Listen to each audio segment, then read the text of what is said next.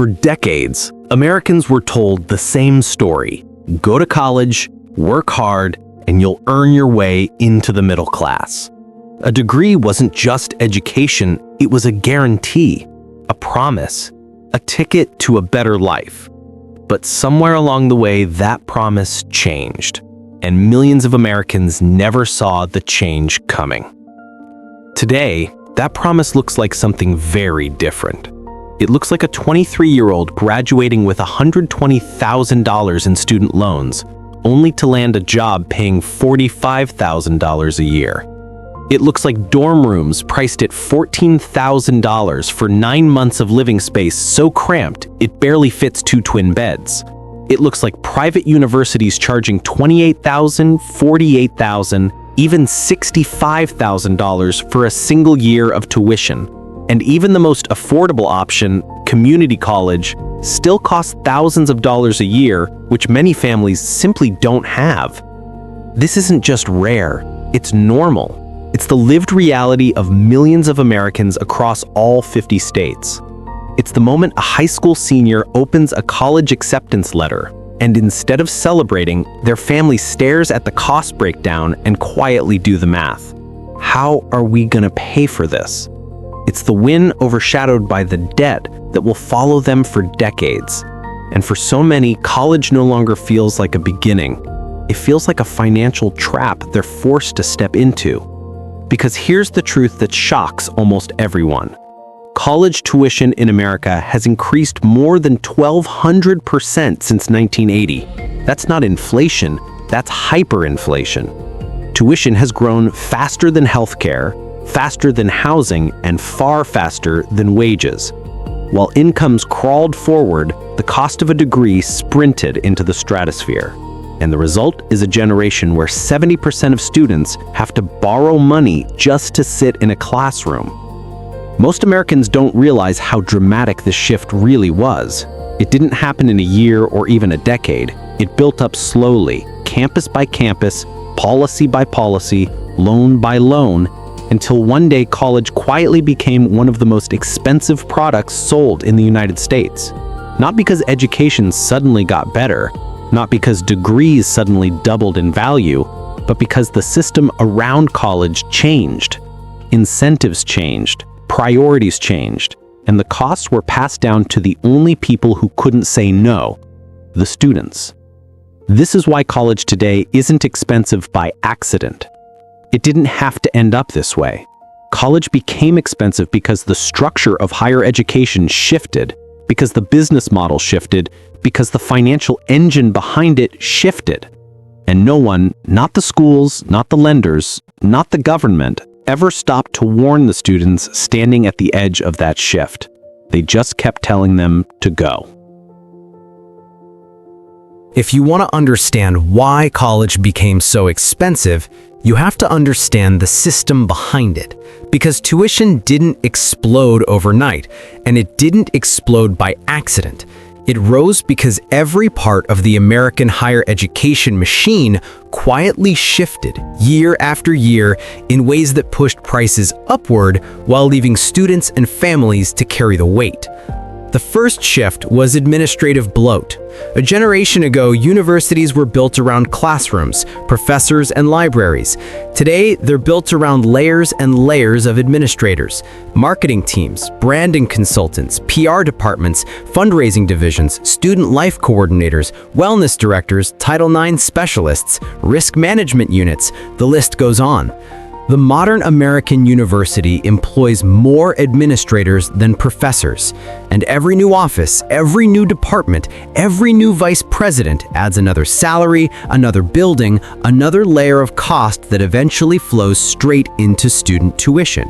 Students aren't paying for more education, they're paying for more administration. But that alone didn't create the tuition crisis.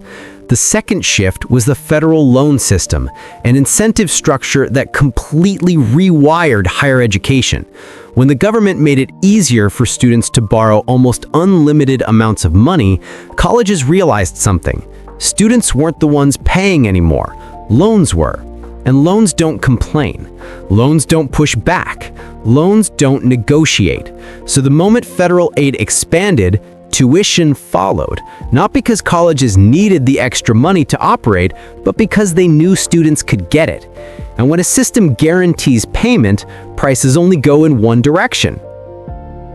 Private universities in particular took full advantage, raising tuition year after year, far beyond the pace of inflation because the loan system insulated them from market pressure. And then came the prestige race. For universities, reputation is currency. Prestige attracts students, donors, athletes, and federal funding. So schools began competing not on academics, but on amenities. Dorms turned into luxury apartments, dining halls into all-you-can-eat food courts, fitness centers into multi-story gyms with climbing walls and Olympic-level equipment. Some campuses built lazy rivers, others built multi-hundred-million-dollar stadiums. All of it looked impressive on tours. All of it photographed beautifully in brochures. And all of it was paid for by students, whether they used it or not. In a system where schools compete to look the best rather than cost the least, tuition will always rise. But the most predatory part of the system wasn't the big public universities or the elite private schools. It was the for-profit colleges, institutions built around marketing, not learning. These schools targeted working-class Americans, veterans, and first-generation students with promises of fast degrees, flexible schedules, and guaranteed jobs, slick advertising, aggressive recruiting, high-pressure sales tactics. And the result? Dropout rates of 60 to 80%. Students left without a degree, but with tens of thousands of dollars in debt. Debt they still had to repay because federal loans treat a dropout the same as a graduate. For-profit colleges weren't selling education, they were selling debt. Put all of this together, administrative expansion, federal loan incentives, the prestige arms race, and the rise of for-profit schools, and you get a system designed to extract as much money as possible from the people with the least power to resist, students who believe they have no other choice. A system where tuition climbs because nothing holds it down. A system where everyone benefits, except the people paying for it. College didn't get more valuable. It just got more expensive. If the rising cost of college explains how Americans fell into debt, the student loan system explains why they can't get out of it. Because today, more than 45 million Americans are carrying student loans. An entire nation of graduates, parents, veterans, and adult learners tied to a financial burden that follows them for decades. For the average borrower, the balance is $37,000. For millions, it's $80,000, $100,000, even $200,000. And the total number is so large, it barely feels real anymore. Over $1.7 trillion. More than credit card debt, more than auto loans, more than the GDP of many countries. A number big enough to shape the lives of an entire generation. But the real crisis isn't just how many people owe money, it's how the system traps them. Because student debt doesn't behave like normal debt. It grows, it multiplies, it compounds. You can pay month after month, year after year, and somehow your balance barely moves. A borrower who takes out $50,000 might look at their statement after 10 years and still owe $48,500, a difference of barely $1,500 after a decade of payments. That's not an accident. It's the way the system was built. And this is where the trap tightens. Many borrowers switch to income-based repayment, plans sold as safety nets, plans meant to help Americans who can't afford their monthly bills. On paper, it sounds humane. Pay only what you can based on your income.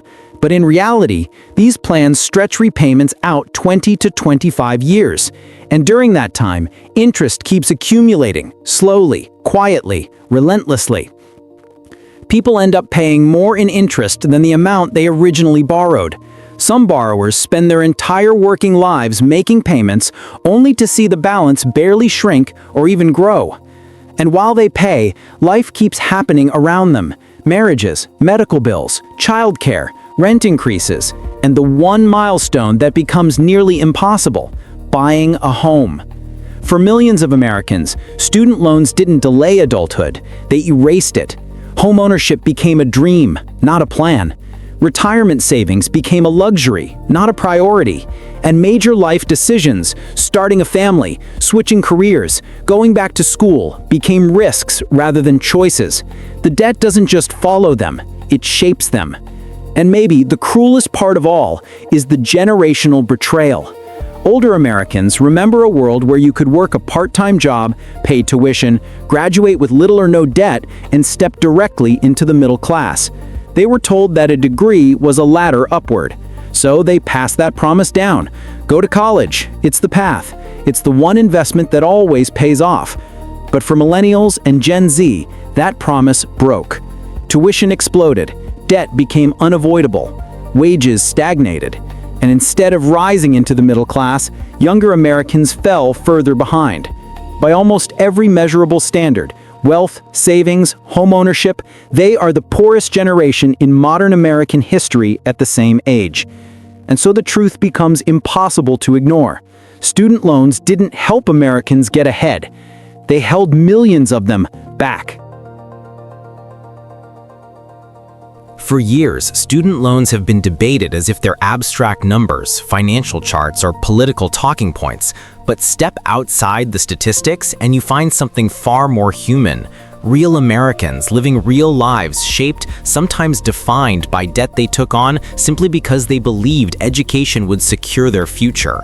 Talk to a teacher in her mid-30s, someone who did everything right. She went to college, got her master's degree, dedicated her life to public education, and yet she still owes over $90,000. She makes lesson plans at night, grades papers on weekends, and watches her balances barely move month after month. That's the reality for millions of Americans who entered careers that society desperately needs, but that paid too little to ever escape the debt those careers required. Talk to a nurse who has been paying her loans for 20 years of monthly payments, of double shifts, of picking up overtime. She saved lives, she's comforted strangers in their worst moments, but even after 2 decades of doing one of the toughest jobs in America, she still hasn't paid off the degree that allowed her to do it. Then there are the borrowers who are 45, even 50 years old, still paying off loans they took out in the early 2000s, people who watched their kids grow up while the debt they took on as young adults never truly left, people who expected to enter their prime earning years debt-free, only to find themselves planning for retirement with student loans still hanging over them. For millions, student debt isn't a chapter, it's the background noise of an entire life. But beyond personal stories, the economic consequences ripple through the entire country.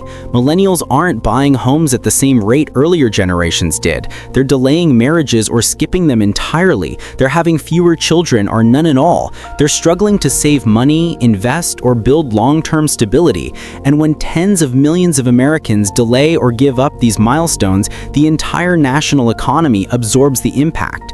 Economists estimate that student debt has pulled hundreds of billions of dollars out of US GDP, money that could have circulated through housing, businesses, childcare, savings, and investments. Instead, it's trapped inside a loan system built decades ago for a world that no longer exists. And yet, despite how overwhelming the crisis feels, there are real solutions being discussed. Solutions that don't require choosing sides politically, but simply acknowledging what's broken. Tuition transparency, so families know the true cost before they commit. Federal loan reform, so borrowers aren't punished for pursuing education. Limits on for-profit colleges that exploit vulnerable students. Caps on annual tuition growth to keep runaway costs in check. Public funding to make community colleges genuinely affordable pathways again, and incentives for universities to focus on value, on real educational outcomes, rather than luxury amenities, corporate-style expansion, or marketing budgets. None of these ideas will fix everything by themselves, but they point toward a future where higher education is once again a ladder, not a trap, where students graduate into opportunities, not decades of payments, where a degree represents mobility, not lifelong debt. And that brings us back to the heart of the issue. To understand why college is so expensive is to understand how the system changed. It wasn't built for students, it was built for everyone who profits from them.